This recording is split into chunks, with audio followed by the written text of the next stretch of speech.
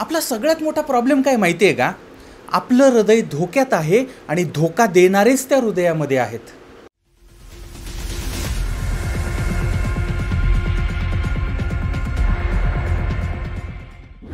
आज आपण चाललेलो आहोत धुळ्यामध्ये. धुळे जिल्हा आहे, त्या ठिकाणचा शिरपूर हा तालुका आहे आणि त्या ठिकाणचं नटवाडे नावाचं एक छोटंसं गाव आहे. आता या गावापासूनच करवंद नावाचा रोड आहे, म्हणजे करवंद गावाला जाणारा रोड आहे.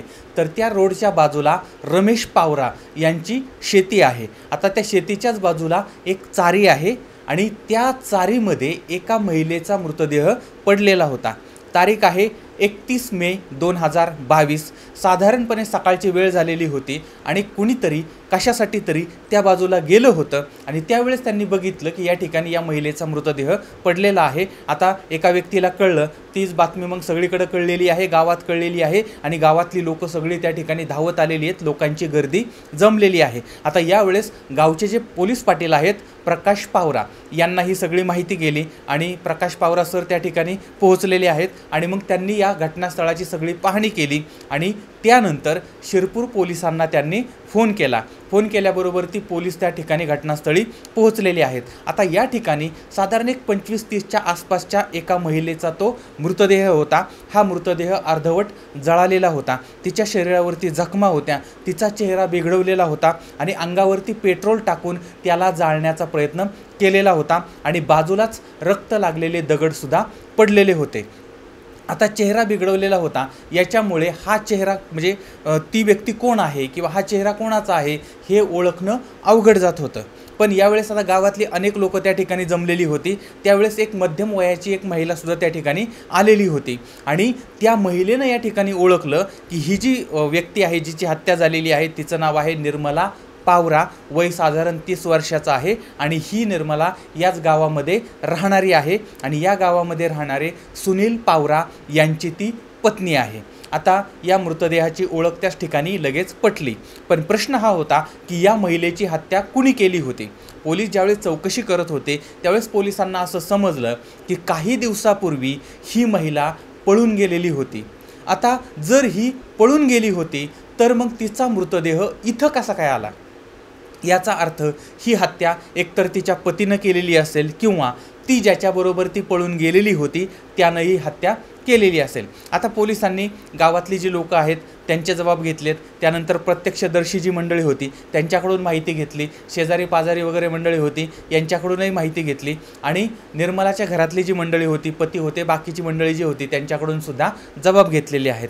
आता यावरून पोलिसांचा संशय त्या पतीवरती, पतीचं नाव आहे सुनील, त्या पतीवरती संशय होता.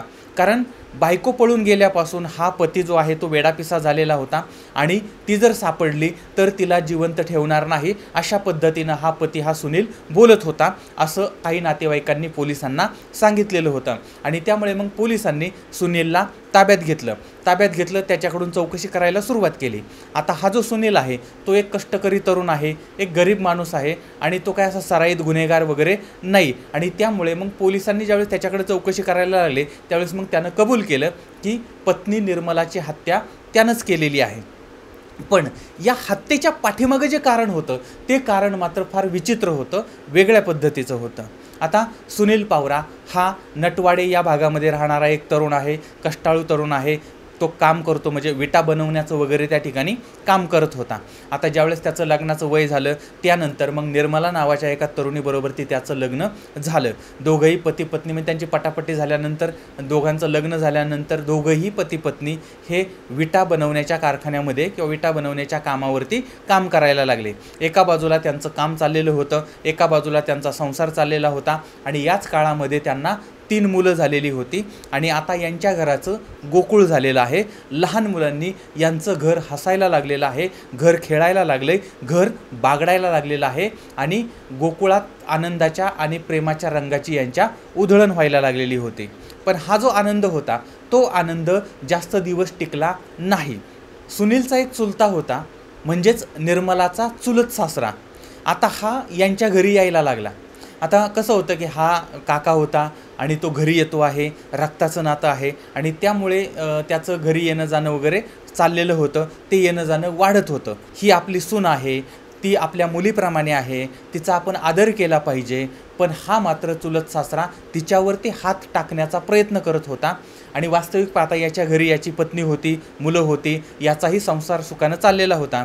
पण यानं या गोष्टीचा विचार केलेला नाही आणि तो सतत यांच्या घरी यायला लागला आणि हिच्याबरोबर जवळीक साधण्याचा प्रयत्न करत होता. आणि आता ही पुतण्याची बायको आहे, तिच्याबरोबर ती ह्याचं लगट चाललेलं होतं. दुसऱ्या बाजूला ही जी पत्नी आहे, ही जी निर्मला आहे, तीसुद्धा त्याला तशाच पद्धतीचा प्रतिसाद देत होती. आपल्याकडे चांगला पती आहे, आपल्या घरामध्ये चांगली मुलं आहेत, सुखाने संसार चाललेला आहे, हे सगळं ती विसरलेली होती आणि तिचीसुद्धा पावलं चुकीची पडायला लागलेली होती. पण या गोष्टीची कल्पना तिच्या पतीला म्हणजे सुनीलला आलेली नव्हती. आता काका आपल्या घरी येतो, घरी येऊन राहतो, त्यानंतर त्यांच्यामध्ये काही बोलणं चालणं होतं वगैरे, पण याच्यामध्ये काही वाईट आहे किंवा काही चुकीचं आहे असं याला वाटत नव्हतं, अशी याला शंका येत नव्हती. कारण याचं मनसुद्धा त्या पद्धतीनंच निर्मळ होतं. पण त्याला शंका यायला लागली हळूहळू, कारण ही दोघं मंडळी जी आहेत ना, ती अत्यंत जवळीक एकमेकांना साधायला लागली. आणि यामुळे मग पुढं त्याला ते जाणवायला लागलं की या दोघांच्यामध्ये काहीतरी असण्याची शक्यता आहे. कारण कोणतेही फालतू जोक करणं आणि त्याच्यावरती म्हणजे अनेक असे वेगवेगळे प्रकार होते की जेणेकरून त्या पतीला मनामध्ये वाटायला लागलं की बाबा हे असं का वागतायत किंवा असं का हे करतायत. आणि बऱ्याच वेळा असं व्हायचं की पती आणि पत्नी दोघंही कामाला जायचे, पण ज्यावेळेस काका घरी यायचा त्यावेळेस पत्नी मी आजारीच आहे किंवा बाकीची काहीतरी कारणं सांगून ती घरी राहायची आणि घरी काका पण आणि घरी ही पण राहायची अशा पद्धतीनं, आणि ती कामाला जात नसायची त्यावेळेस. आता यावेळेस मग त्या पतीच्या मनामध्ये मग ती शंकेची पाल किंवा शंकेची सुसर चुकचुक करायला लागलेली होती. आता घरामध्ये हे दोघंच आणि मुलं लहान असायचे. एकदा काय झालं, हा जो पती आहे तो कामावरती गेलेला होता, पण दुपारच्याच वेळेस त्याचं काम झालेलं होतं किंवा त्याच्या मनात काहीतरी शंका आली असेल आणि त्यामुळे तो दुपारच्याच वेळी कामावरून घरी आला. आता घरी आला तर घरामध्ये काका आणि त्याची बायको हे दोघं एकदम अशा पद्धतीनं अवस्थेमध्ये होते की जेणेकरून याला राग येईल. आता अगोदरच याच्या मनामध्ये थोडासा संशय होता, पण आता मात्र त्याला खात्री पटली की या दोघांच्यामध्ये म्हणजे चुलत सासरा आणि सून यांच्यामध्ये शारीरिक संबंध आहेत. आणि त्यामुळे मग त्या पतीला राग आलेला आहे आणि नंतर पुढं यानंतर त्या पती पत्नींमध्ये वादाला सुरुवात झाली होती. कालपर्यंत हा आनंदाचा संसार होता, हा संसार आनंदाच्या डोहामध्ये होता, पण आता या डोहामध्ये कालिया शिरलेला होता आणि पती पत्नींच्या नात्यामध्ये त्यानं विष कालवायला सुरुवात केली होती. यांचा संसार विषारी बनलेला होता. घरामधलं सुख, समाधान, शांती हे हरवलेलं होतं. लहान मुलांचे हाल व्हायला सुरुवात झालेली होती आणि माझ्या संसारात आता हे काय चाललंय, म्हणजे माझ्या लहान मुलांचं पुढं कसं होणार आहे, बायको जर अशी वागायला लागली तर करणार काय, या सगळ्या टेन्शनमध्ये तो सुनील होता. मग आता यातनं मार्ग काय काढायचा. बायको अशा पद्धतीनं जो आपल्या बापाप्रमाणे आहे किंवा नात्यामध्ये बापाप्रमाणे आहे त्याच्याबरोबर ती ही जर अशा पद्धतीनं वागते, त्यामुळं मग त्या पतीला टेन्शन आले. पण त्याला त्याची मुलं दिसत होती, त्याला त्याचा संसार वाचवायचा होता आणि यामुळे यानं ठरवलं, म्हटलं की या ठिकाणी जर आपण राहिलो तर मात्र यांचे संबंध असेच चालू राहतील आणि काहीतरी अघटित घडेल, काहीतरी चुकीचं घडेल. आणि त्यामुळे त्यानं ठरवलं आपण या ठिकाणापासून दूर कुठंतरी राहायला जाऊ. आणि नंतर सुनील जो आहे तो सगळ्या परिवारासह बायको आणि मुलांसह तो नाशिकला आला आणि या ठिकाणी तो राहायला लागला आणि या ठिकाणी मग त्यांचं काम वगैरे चालू झालं. आता या ठिकाणी तरी आपला संसार सुखाचा होईल, आपला संसार आनंदाचा होईल, बायको नीट वागेल असं त्याला वाटत होतं.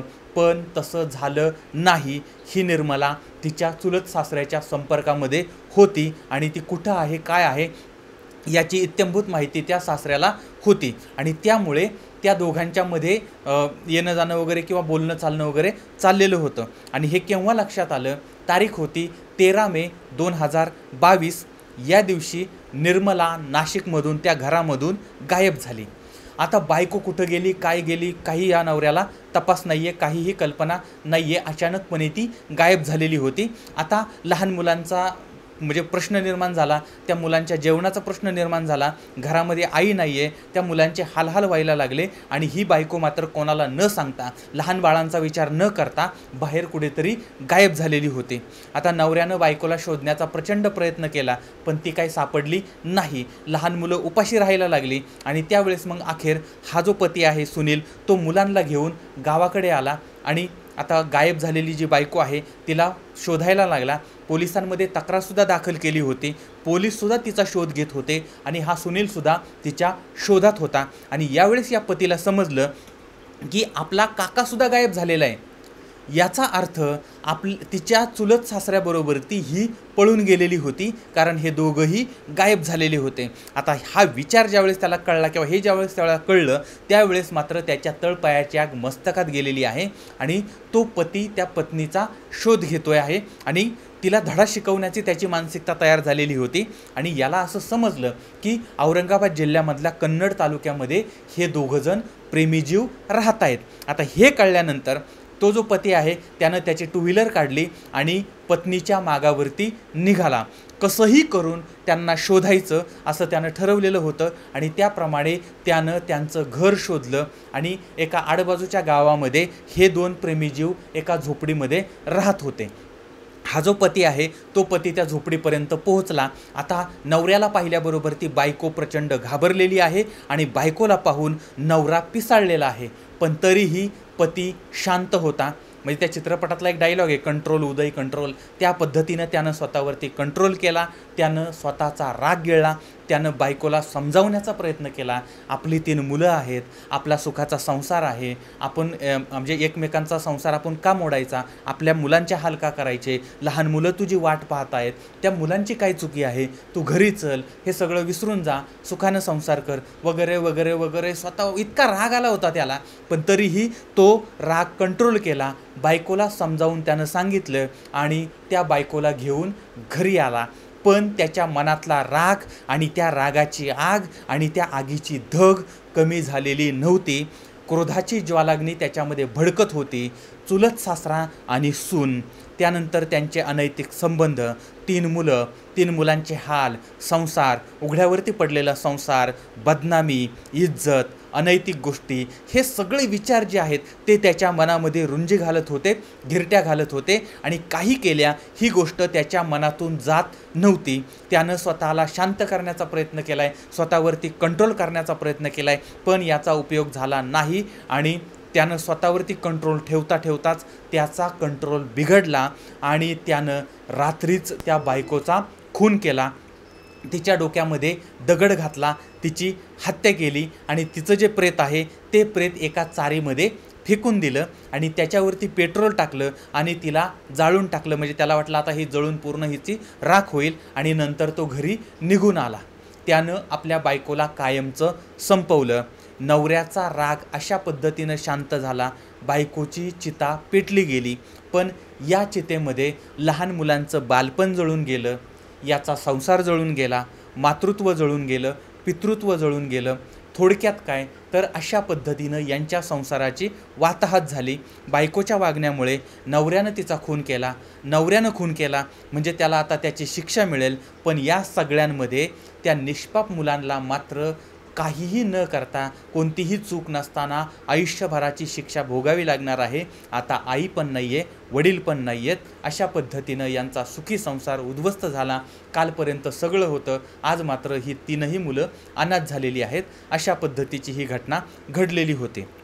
लक्षात ठेवायचं आहे, प्रत्येक गोकुळामध्ये एक आनंदाचा डोह असतो आणि त्या आनंदाच्या डोहामध्ये एक कालिया असतो आणि तो कालिया हा डोह विषारी बनवण्याचा प्रयत्न करतो. त्याचप्रमाणे प्रत्येकाच्या संसारामध्ये लोक विष कालवण्याचा प्रयत्न करतात, विष मिसळण्याचा प्रयत्न करतात. गरज आहे पती आणि पत्नी यांच्यामधल्या विश्वासाची, एकमेकांवरच्या प्रेमाची, एकमेकांना साथ देण्याची.